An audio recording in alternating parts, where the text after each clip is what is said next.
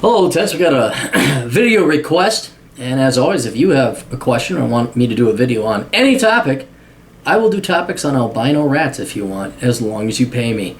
This comes from a person who would like to remain anonymous.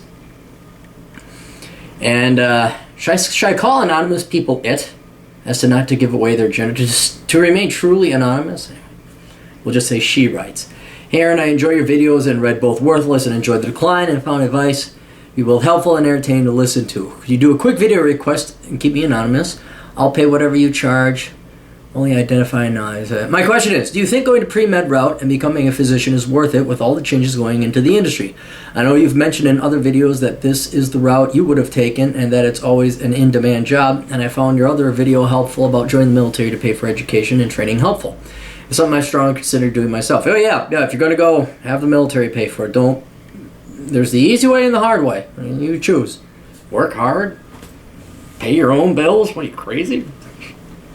The reason I'm asking is that with all the changes going on in the industry, being a physician will have a lower payoff than in the past. It's still possible to be comfortable, but with all the new regulations starting to practice doesn't seem to be worth it anymore. Plus, many physicians have told me the compensation is smaller and the quality of patient care will diminish because there's more administrative regulations. It seems that the biggest profiteers under Obamacare will be the insurance companies and no one else. Well, don't forget the politicians too. And all the people who just plain pissed away their money and, I need health care, I have more children than I can afford. They'll profit off your back too.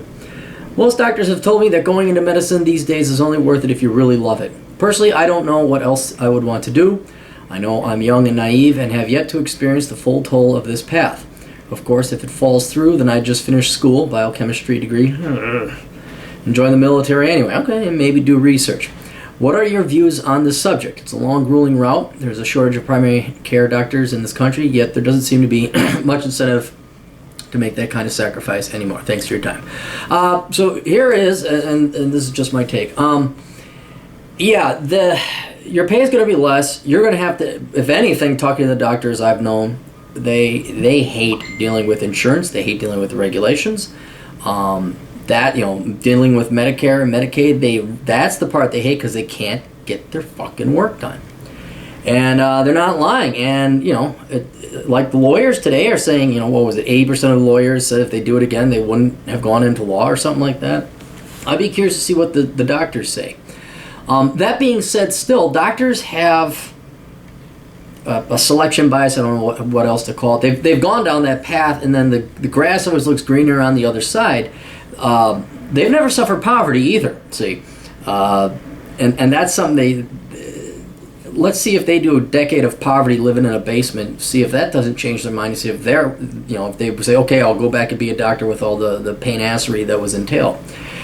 So, speaking from an economic standpoint, even with the government regulations and all that, doctors still are going to make, you're not going to have to worry about money. You really aren't. And that's a huge thing. You're going to have to deal with headaches, management, a totalitarian government trying to dictate what's best for people and make decisions for you. If you could kind of let that go, like any kind of corporate employment, and get rid of your morality and get rid of caring. I mean, you have to care for your patients. You have to take the oath. But I mean, from a business standpoint, where you don't care about the logic or the sanity of the healthcare industry, you can make really good money. Now, the other thing I'm generally saying, doctors still the route to go. The other thing is you can live anywhere as a doctor. You don't have to be in the United States. So when you're looking to emigrate or live in another country, they'll let you in. They'll go, yeah, fucking come here. I don't know if there's any country that won't take a doctor. Obviously, you wouldn't want to go to North Korea or Iran, but you can go to Australia, you can go to Monaco, you can go wherever you want. So you have to think globally in terms of your labor market. And of course, obviously, there might be some licensing requirements and some different kind of education requirements in different countries. But if you're a doctor in the United States, we still have a very high reputation, kind of like we do our fighter planes, except for the F-38, which has become a boondoggle.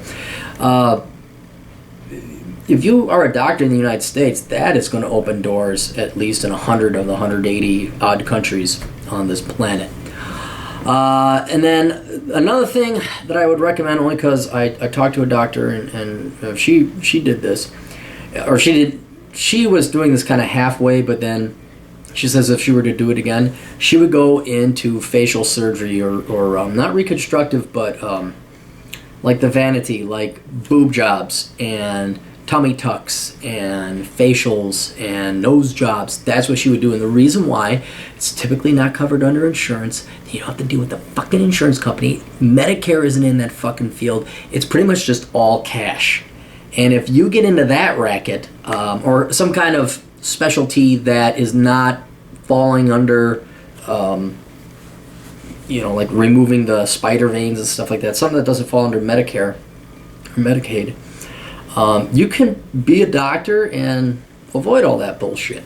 The last thing I would do is go into pediatric care or geriatric care, because the government is all over on those two people, or two groups of people. I would avoid them. And you know what? That's tough luck, because people voted in this stuff, and that means older people and younger kids don't get the care. It's just too fucking bad. This is what happens when people ignore basic economics. But I'm not, again, like me, learn to let go of the morality and get in it for you.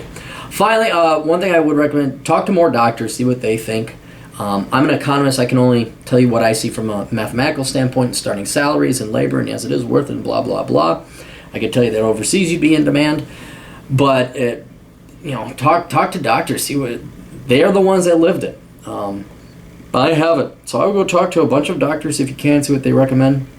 The thought of becoming a psychologist instead, that kind of idea I flirted with for you, not for me personally, but I thought, well, maybe you become a psychologist, but it's not a real discipline. I think your intellectual capacity would be numbed taking 8 years of psychology courses. So anyway, hope that helps, and it gives you an idea. But yeah, if you don't know what else to do, if you really want to become a doctor, go ahead. And you're not going to be want for employment.